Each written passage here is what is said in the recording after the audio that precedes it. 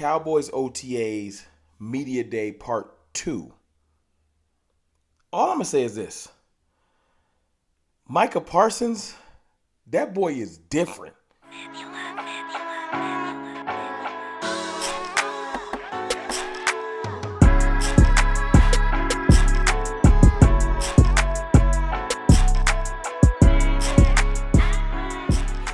Good people, it's your boy Mr. Rome, Cowboys fan talk, right back. Like I never left. What's up with y'all, man? How are y'all feeling? I'm feeling phenomenal, man. Today was our second media day for OTAs. Now the OTAs has been going on. It's been other days that the media isn't allowed in, and I presume that those are the days when we do the most installing, the different things that they don't want the media to see. Because they know you got Michael Gelkin, John Machota, and people like that, Jory Epstein, that are going to drop dime. And the rest of the league's going to know. So do remember, these media days, the things that they want to show you, that's by design. It's not on accident. It's on purpose. People that are starting, the rotations, all of this, I'm sure, it's like a script. I'm sure it's like a script. So don't never think that, we caught them slipping. They know what they're going to give us. They know what they're going to give us in advance. But I'm still want to touch on a couple of things today. First and foremost, Micah Parsons, man. Aren't we lucky to have Micah Parsons as a fan base? Obviously, I'm reading my computer right in front of me, so y'all bear with me for a second. But Micah Parsons came out and just said he's not concerned with leading the league in sacks.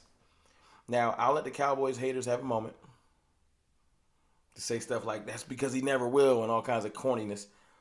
Micah Parsons knows that it's about impact. And he referenced Aaron Donald specifically. He said Aaron Donald can have 12 sacks in a season and still be super impactful. And that's what he wants to do. He's tired of chasing things like sack numbers and things like that. This is the veteran Micah Parsons. He's starting to shift into a whole nother person. And it excites me. Pause. Micah is immensely talented, but his drive, you see this dude boxing, training here. He's at every fight, every event. He's training with every trainer. He's competitive. Like, I love having Micah Parsons on his team because it drives people around you. When you're that driven, that's why when you see that picture with him, Brandon Cooks, Stephon Gilmore at the boxing ring, just getting it in, that means he's mixing, mingling with everybody on the defense, on the offense. He's a true leader on this team. To have him and Dak Prescott, we are lucky to have a leader like that on defense and a leader like we have on offense. Lucky. So I'm happy, man. Micah Parsons, man. And he said today, he probably might play like 8 positions this year, but he don't want to give up the goods. Now, obviously, he's being facetious. He's being funny. He's not going to play 8 positions, but I can see him playing like 3 or 4, maybe 5. Micah can play almost every defensive position on the field. Maybe not D tackle. You know what I'm saying? But his speed and his athleticism, he can play free safety, strong safety. He can play corner. He can play nickel. He can play all linebacking positions. He can play all kinds of different. And he can probably tiptoe over the offense. So it's being hyperbolic. He's being funny. But it is what it is, man. I think that's super dope. Also today, we'll shift gears. Tony Pollard saying, I'm running full speed. I'm cutting full speed. Now, I'm going to probably get the whole video because Tony Pollard deserves his own video. Because he's getting slept on. He's getting disrespected. I had an argument earlier this week. Who's better, him or Aaron Jones? I feel like at one point you could have said Aaron Jones, but I feel like Tony Pollard has caught and passed him. And I'm tired. He fractured his fibula. He did not get a compound fracture.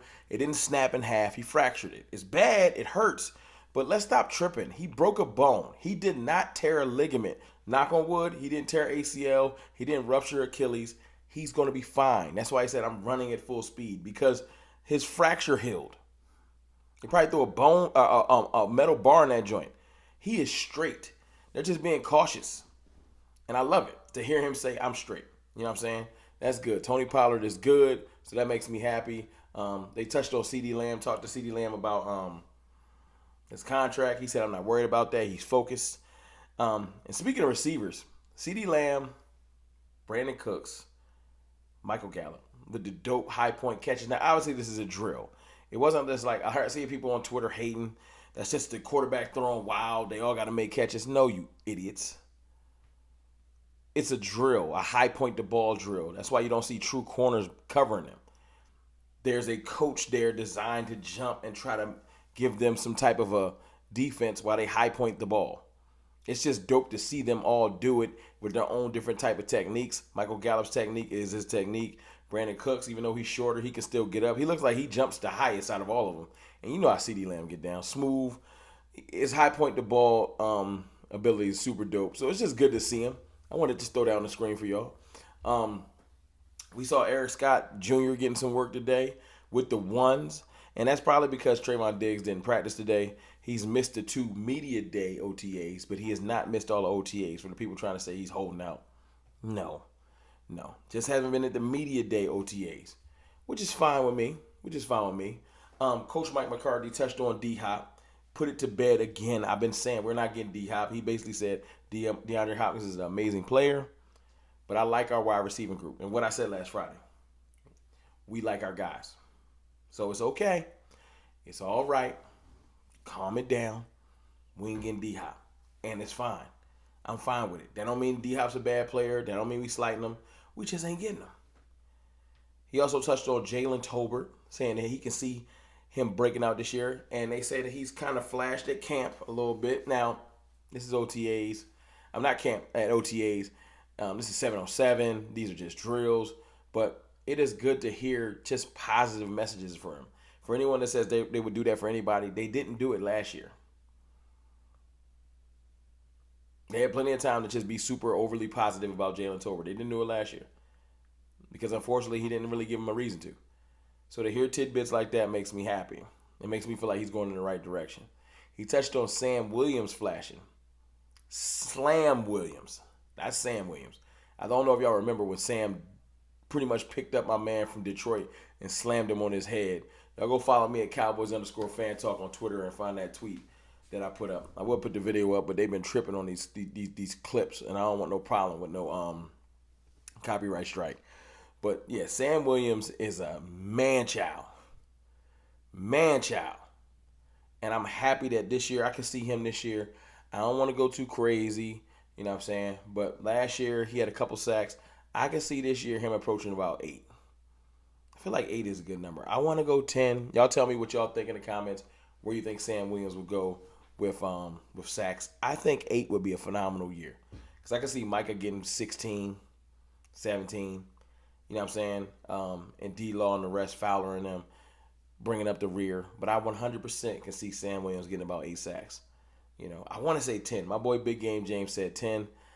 I ain't ready to quite say 10. Also, Mike McCarthy touched on Mozzie. And I've been seeing the Mozzie hate. Because they got people out here bigging up their DT, saying they're blocking sleds, and then the reporter coming back and saying, well, I was just saying he's physical with it. Yeah, we don't got a lot of hype up our D tackle. We don't. Mozzie Smith is ready. And now, this is the best thing about Mozzie Smith. His success is not contingent upon sacks.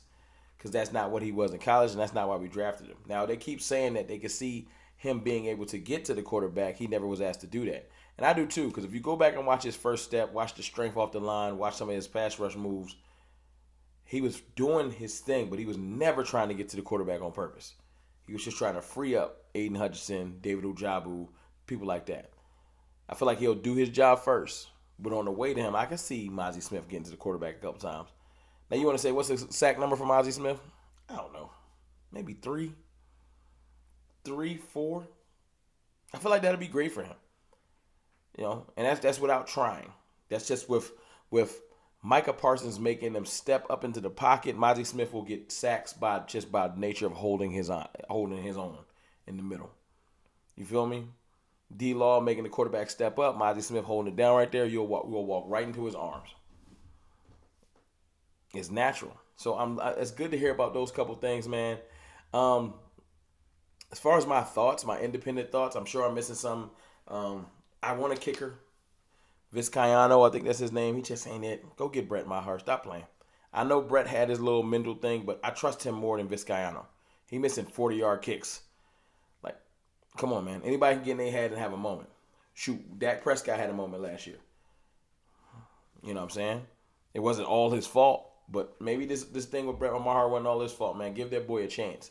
I'm just excited about football right now, man. OTAs gets me hyped because we're getting closer to actually going to training camp and doing some real things. Right now, it's just organized team activities for the people that don't know what OTAs means. And it's just, everything is designed for you to look good. There's no real pushback. We're not even going full speed. They keep stressing that. It's a lot of walkthrough type stuff. So it's nothing to get too excited about. It's just good to see, see our new wide receiver trio making catches. You know what I'm saying? Seeing where people's lining up, hearing that Tony Pollard's full speed, hearing Micah Parsons break down that Dan Quinn has some special things planned for him. And I trust them to do that because that's what they've been doing. So those things, that's it. OTAs ain't really a time to be acting like we've seen the world get changed. They ain't got pads on. They don't even got shoulder pads in. Like, what you really going to see? But it's good to watch people get out there and run around. It's just about taking the nuggets. More so the interviews that come out of OTAs is what excites me. It's not necessarily the stuff on the field. I trust them to perform, but I don't really care about the drills as much. They're going to make some catches and run through some formations, half speed. But hearing Micah Parsons say, I'm not focused on sacks like that. That's a nugget. Because it just lets me know he's driven, but he's not driven for the wrong reasons. To hear Tony Pollard say, no, I'm fully healthy. Like, things like that is what excites me. But y'all let me know in the comments what I missed, because I always miss something. And let me know what you really take out of these OTA practices. It's your boy, Mr. Rome. I holla.